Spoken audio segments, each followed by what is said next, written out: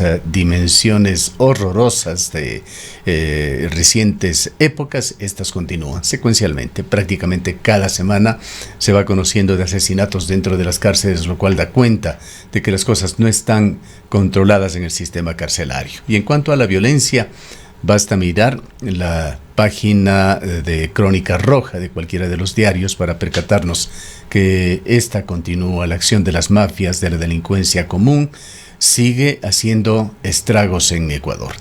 Quisiéramos conocer su punto de vista, sobre todo en cuanto a la forma en que los 7, prácticamente 8 candidatos ya a la presidencia de la República enfocan este tema, si ha tenido la posibilidad quizá de revisar sus programas de gobierno. ¿Qué es lo que se deduce? Su micrófono, por favor. Bueno, muchas gracias por la invitación. Un saludo cordial a la amplia audiencia que tienen. Sí, los 8 candidatos, 7 candidatos y una candidata, para poder postularse a la candidatura a la presidencia de la República tienen que presentar sus planes de gobierno. Y dentro de eso, efectivamente, uno de los temas fundamentales por las demandas que tiene la población es el de la seguridad ciudadana. Y estas demandas se intensifican principalmente por los hechos de violencia que estamos teniendo. El año pasado, el promedio de personas por día que eran asesinadas eran 12 y hoy día estamos en 17. Es decir, cada vez vamos incrementando más esta situación. Y da la impresión que las políticas que se han planteado hasta ahora no terminan por resolver eso. Quizás en el caso del sistema carcelario ya no son esas masacres de 79 como aconteció en el año 21 en la cárcel en la penitenciaría del Litoral, sino que ahora es mucho más selectiva y mucho más eficiente.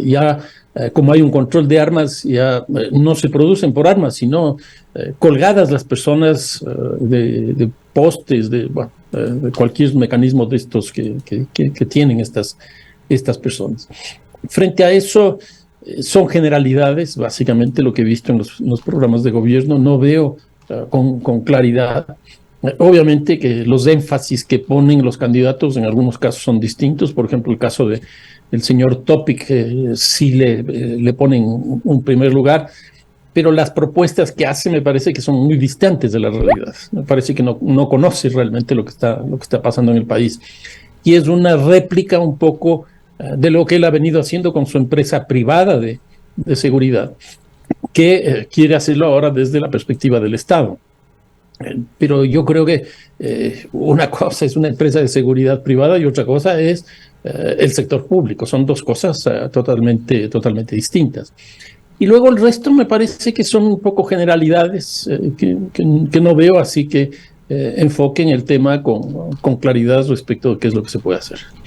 Yacu Pérez toma este tema en su programa de gobierno de una manera un tanto, diríamos, romántica, pues habla de que su programa de gobierno se construye en torno a una simbología de la constelación del Achacano, puente cósmico, que para las culturas andinas representa el medio que conduce a las personas a niveles elevados de conciencia, que unifica a la cultura con el espacio y tiempo, que representa la conexión de las comunidades con el cielo y la tierra.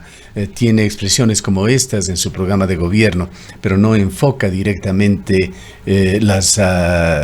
por lo menos ribetes de lo que serían sus políticas en materia de seguridad.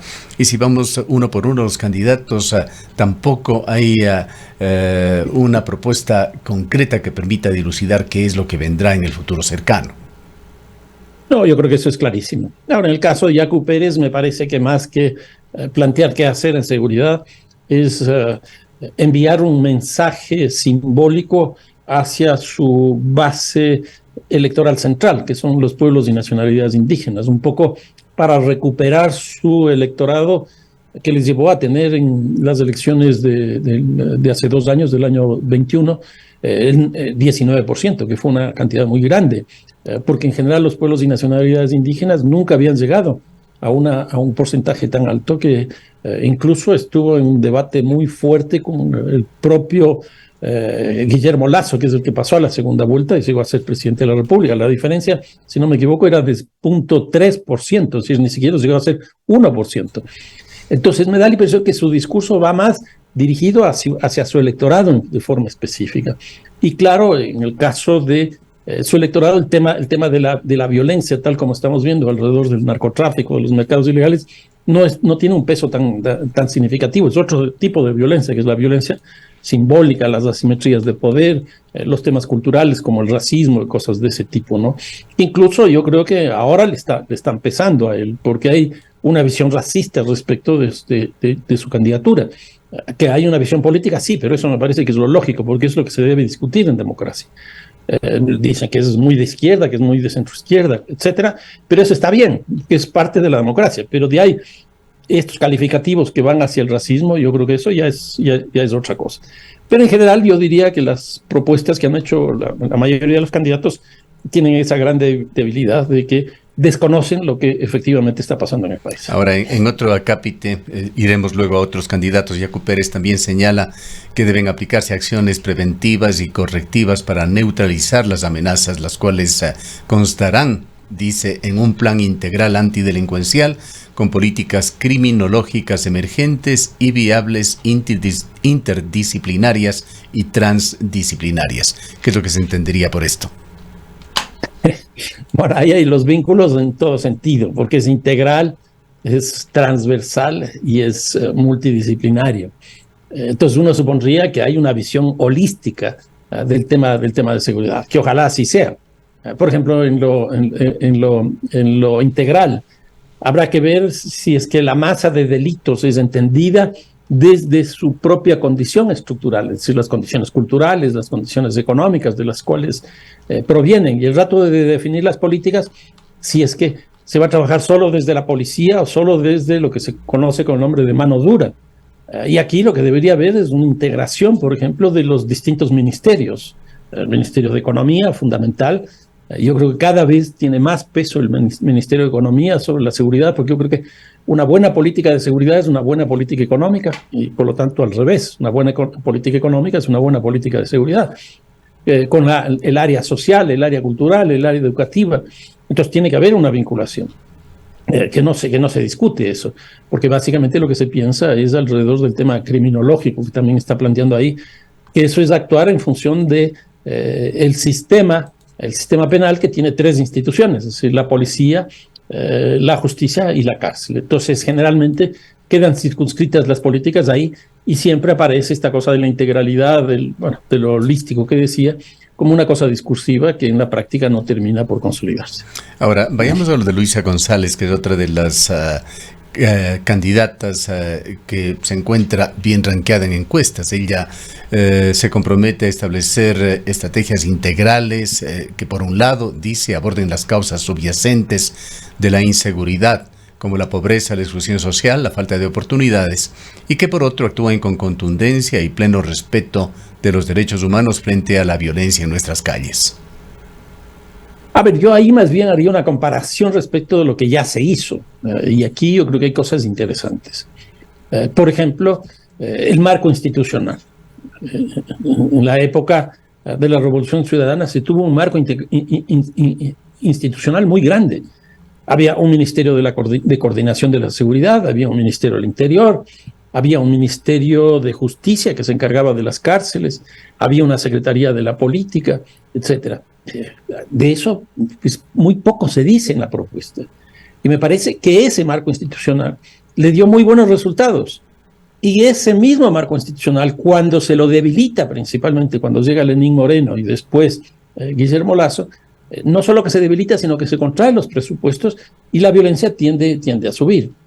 Una segunda cosa interesante que hubo también en la época esa fue el tema de la tecnología, principalmente con el 911, que algo se dice, pero, por ejemplo, no hay una actualización del tema tecnológico. Eso se hizo en el año 2016, es decir, ya hace 7 años, y la tecnología ha avanzado notablemente.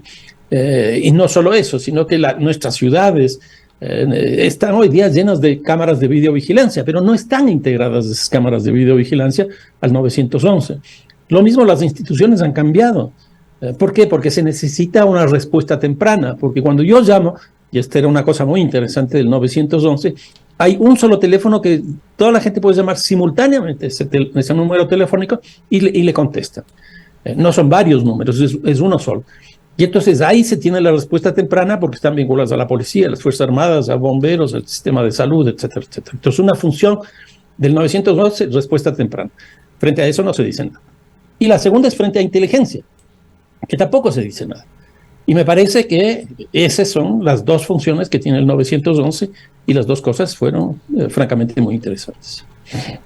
En lo que es el caso de Otto Sonnenhorstner, otro de los que se perfilan bien en el tema de encuestas, él se compromete a ir en una vía de modernización del marco jurídico nacional y el sistema de justicia, un fortalecimiento de las fuerzas del orden y de la capacidad del Estado, la construcción de una seguridad integral, la desvinculación de miembros de organizaciones criminales con el Estado y la generación o creación de una unidad especializada de combate a la delincuencia con enfoque en la seguridad urbana. Sí, como ustedes pueden darse cuenta, es más o menos lo mismo. Y la palabra que ya se convierte en una especie de muletilla en todos los programas es la integralidad. En el caso de Otto Sonnenhorstner, una de las cosas que me ha llamado la atención cuando revisé lo que él propone es la privatización del sistema carcelario. Las cárceles, yo sostengo que son instituciones públicas que están operando al margen de la ley, porque de hecho está privatizado, pero por economías ilegales, por estructuras ilegales. Entonces él lo que está planteando es que la administración de las cárceles se maneje desde la perspectiva privada. Bueno, y ahí hay experiencias en el caso de Brasil, en el caso de Chile, de los Estados Unidos, y la verdad es que los resultados no han sido tampoco tan buenos. Y yo creo que ese sí es una propuesta de diferenciación respecto del resto de candidatos. En el caso de las reformas legales, yo creo que es comprensible, es necesario, porque, por ejemplo, ahí yo plantearía dos así muy rápidamente. Es interesante ver cómo los candidatos a la alcaldía, a las alcaldías, en la época de campaña, todos ofrecieron seguridad. Pero los que ganaron y llegaron a la alcaldía y hoy día están gobernando las alcaldías, dicen que no es una competencia de ellos. Y es parcialmente cierto. Pero, por ejemplo, en el caso de Quito. Quito tiene, desde el 2008, tiene una tasa de seguridad. Pero si no tiene competencia, ¿cómo puede cobrar una tasa de seguridad? Ahí debería entrar la Contraloría. Lo que pasa es que sí tiene competencia. Pero yo creo que aquí la primera reforma que se debería hacer es en el COTAD, de tal manera de que se modifique esta percepción que existe y que sea explícitamente señalada la competencia para los gobiernos locales, pero tiene que ser una competencia concurrente. Y la segunda, que yo haría también un cambio muy importante, en este caso, no en el COTAD, sino en el COIP, es lo que hizo el presidente Lasso, que a mí me pareció interesante para bajar la presión demográfica sobre el sistema carcelario y bajar el hacinamiento. Lo que hizo fue sacar a personas privadas de la libertad por edad, por razones de salud y por tipos penales. ¿Por qué no se hace una reforma al COIP en esa misma perspectiva, que yo creo que es correcta, para que no tengamos que de aquí a 4 o 5 años volver a hacer ese tipo de cosas? Si hacemos esa reforma, esa gente ya no va a ir sometida a prisión y no va a haber esa presión sobre el sistema carcelario. Pueden haber otro tipo de penas, penas pecuniarias, penas laborales, etcétera, el grillete. Bueno, hay muchas alternativas. Y me parece que por ahí podrían ir reformas legales que pueden ser interesantes. Lo que es indudable es que este tema es materia prioritaria de preocupación de los ecuatorianos. Todas las encuestas coinciden en poner en primer lugar el tema de la seguridad. Y son frecuentes cifras del orden del 70% de los ecuatorianos que lo consideran lo primero que debe atacar un próximo gobierno. Aquí le pongo dos preguntas. Una, ¿cómo va terminando este tema en el marco del gobierno de Guillermo Lasso? ¿Y qué es lo que podría ser un nuevo presidente en aproximadamente año y medio? A ver, yo creo que la entrada de Paco Moncayo y de los generales Moncayo y Bravo hicieron un cambio importante dentro de las estrategias de seguridad del gobierno. Incorporaron esta cuestión del terrorismo no sobre las estructuras criminales, sino sobre los hechos. Y entonces eso significó que se pase de la seguridad ciudadana a la seguridad pública. Y me parece que en algo le dio algo de respiro al presidente de la República, porque la gente, desgraciadamente, lo que pide es mano dura y pide las Fuerzas Armadas en la calle, etcétera, etcétera. Y entonces Paco Moncayo se convirtió en una especie de vocero. Estaba en entrevistas prácticamente todos los días hablando de este tema. Pero no duró 2 meses y medio. Salió. Y una vez que sale, el vacío se llena. El vacío se llena. Y entonces esa política que aparentemente, por lo menos en términos de imagen, por lo menos en términos de percepción de la población, había dado resultados interesantes, se cae. Y creo que este rato lo que hay es un gran vacío. ¿Qué es lo que va a pasar con el próximo gobierno? Y aquí yo creo que hay que ser muy, muy, muy conscientes. El fenómeno del niño va a ser una cosa catastrófica, al menos por la información que se ha difundido estos días. Se supone que va a haber una caída del PIB de alrededor del 10 al 12%. Pero esto es fenomenal, una cifra de esas. Sí, el caso del COVID fue alrededor del 8 o 9%. Si esto es así, pongamos una hipótesis baja del 10%. ¿Qué es lo que va a pasar con la infraestructura? Por ejemplo, carreteras, abastecimiento de agua potable, abastecimiento de energía eléctrica. ¿Qué va a pasar con la salud? Es decir, la cantidad de enfermedades infecciosas, de picados de culebra, etcétera. La caída de la producción, la caída de los cultivos, la caída del turismo. Yo creo que va a ser francamente muy complicado. En ese sentido, ¿qué es lo que yo veo? No vamos a tener recursos para seguridad. Y probablemente la inseguridad va a crecer. Por las mismas razones, se contrae el empleo. Se incrementa la pobreza, se incrementa la desigualdad, que es el caldo de cultivo para que exista más violencia. Ahora, en contraposición a eso, el día de ayer, anteayer, ya escuchamos en las noticias algo bueno, y es que los Estados Unidos ha decidido apoyar al gobierno nacional con alrededor de $3,000 millones. Creo que desgraciadamente eso no va a llegar de forma inmediata, pero para el próximo gobierno les llegará. Ahí puede haber un respiro importante para las políticas de seguridad, porque con $3,000 millones de dólares, si es que se invierte bien, yo creo que nos puede dar un respiro, como digo, para el tema. Ahora, el escenario en el cual el próximo gobierno va a tomar el poder no es nada halagüeño. En las finanzas públicas hay gravísimos problemas. Acaba de reportarse nuevamente que el mes de junio Ecuador cierra con una deficiencia de unos $400 millones, lo que confirma de alguna manera esas previsiones que varios economistas han hecho de que este año cerrará nuevamente con un déficit del orden de $5,000 millones. Pues y eso no está contemplado, lo que estoy diciendo del fenómeno del niño. Que esperemos que se equivoquen, que no sea ese monto, pero si es la mitad ya es una locura. Si es la cuarta parte de eso es la locura. Entonces yo no sé, y con 2 cosas adicionales. La una es que el nuevo gobierno me da la impresión que a partir del 1 de enero del próximo año empezará la campaña electoral. Entonces estará mucho más enfocado en eso. Y la segunda cosa es que me da la impresión, por lo que estoy siguiendo la campaña electoral, que va a ser muy parecida a la elección del 2021. Y va a repetirse nuevamente ese conflicto entre el Ejecutivo y el Legislativo. En esas condiciones, ¿qué iniciativa legal puede surgir? Si incluso ahora, sin asamblea y con la presencia de la Corte Constitucional, el presidente ha enviado 2 iniciativas, una de las cuales fue rechazada, y para eso se demoraron 1 mes y medio. Pues yo creo que la situación es muy complicada. Ahora el presidente va a mandar otro, pero una cosa absolutamente menor, ¿no? O sea, no es ningún cambio estructural, sino es la forma de compensar a los estudiantes respecto a las deudas en las que cayeron. Eso no significa ningún cambio estructural. Entonces yo sí veo con mucha preocupación lo que pueda pasar pues a fines de este año y principios del próximo.